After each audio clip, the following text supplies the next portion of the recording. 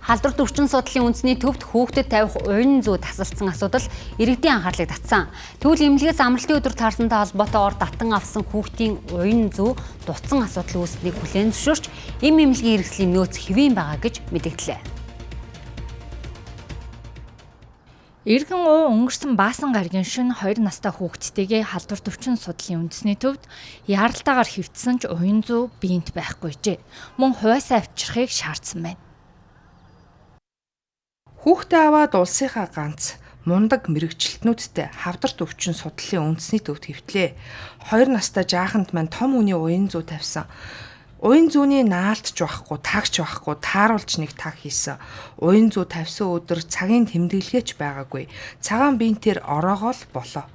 Тааруулж хийсэн таг нь байнга л мултраад унчих юм. Цус нь гойжоод л нэлхүрм нь байнга л болттойгоор хараад л цустаа маарлаа хараад л ойлгох юм аа. Гэрээс биент хэртэл 2 хоног энэ боолтоо сольж өгсөнгүй. Совилагч нь биент нь ирээгүй юу л гэсээр. Гэрээс биент ирж байж л нэг юм солилоо хөөрхий.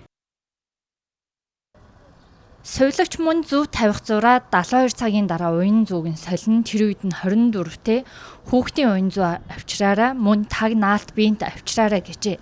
Иргэд энэ мэт шаардлагатай эм эмнэлгийн хэрэгслийг хуваасаа авчирдаг гэдгийг хэлж байсан боловч ил гарч яриа өгөхөөс татгалцсан юм а.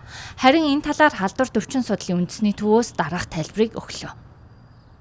Уян зүүний хувьд бол шөнө бол 225 гаруй тохиолдлууд ирсэнтэй холбоотойгоор мөн дийлийнх нь хэвтэн эмчлүүлсэн байсан. За энэтэй холбоотойгоор бол уян зүүнийх нь хангалт нөөцийн хувьд бол манай эмийн алба бол удирдлагууд бол тухай бүр нь бол татаа хавалт хийж байгаа. За энэ дээр болохоор нөгөө хүүхдийнх нь уян зүү тэр өдөр 5 дахь хагасаа бүтэнсэн ингээд нөгөө 2 амралтын өдрийнх нь та холбоотойгоор хүүхдийн уян зүүгийнх нь зүгээр татаа авсан нөөц буюу хүлээн авах яралтай тусламжтайр байдаг нь дутсан.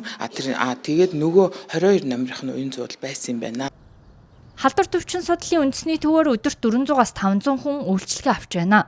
Мөн сүүлийн үед гар хөл амны өвчин, амьсгалын болон гидсний халдвар буухгүй байгаа талаар албаныхан хэлж байлаа. Түүнчлэн дахин ийм байдал үүсгээс сэргийлж ажиллахаа илэрхийлсэн юм а.